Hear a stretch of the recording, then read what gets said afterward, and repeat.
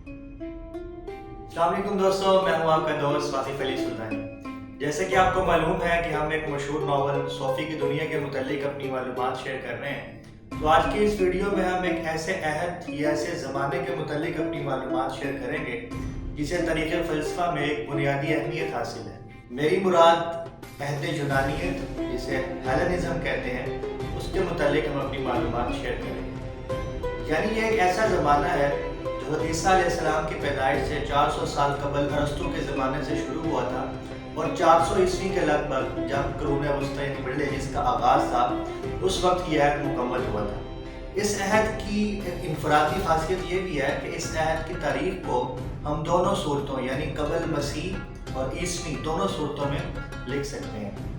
अरस्तू का इंतकाल चूँकि 322 कबल मसीह में हुआ था, तो उसके बाद जो इसका शागिर्द था सिकंदर आज़म, जिसे अलेक्जेंडर द ग्रेट कहते हैं, उसके दौर से भी उसकी जो फतूहात से जो सियासी नशीब व फराज है, उसमें भी इस ज़माने में एक ख़ास किरदार था। सिकंदर आज़म मकदूनिया का बादशाह था और ये सिकंदर आज़म ही था जिसने अहले फ़ारस पर अपनी आखिरी और फैसला कुन फतह हासिल की। और सिकंदर आज़म ने अपनी कई फतूहात के ज़रिए मिस्र और हिंदुस्तान तक मशरिक़ को यूनानी तहज़ीब के साथ मुंसलिक कर दिया था। यहाँ से इंसानी तारीख़ के एक नए दौर का आगाज़ होता है।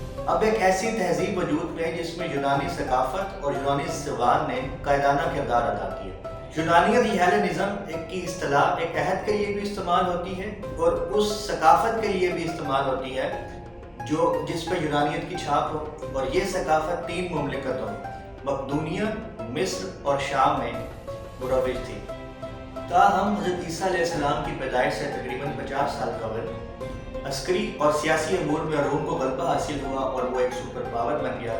इसके नतीजे में उसने यूनान के दीगर सल्तनतों को फतह करना शुरू कर दिया। उसके बाद फिर मगरिब में स्पेन से लेकर मिडल ईस्ट तक रूमी सकाफत और लतीनी ज़ुबान का पल्ला भारी रहा। ये रूमी अहद का आगाज़ था जिसे हम अक्सर मुताखिर अहद अतीक यानी लेट एंटीक्विटी कहते हैं। लेकिन ये बात याद रहे कि रूम का यूनानी दुनिया को फतह करने से पहले रूम खुद एक यूनानी सकाफत का एक सूबा था। चुनांचे यूनानियों के सियासी असर रसूख ख़त्म होने के बाद भी यूनानी सकाफत और यूनानी फ़लसफ़ा तारीख़ में एक अहम किरदार अदा करते रहेंगे।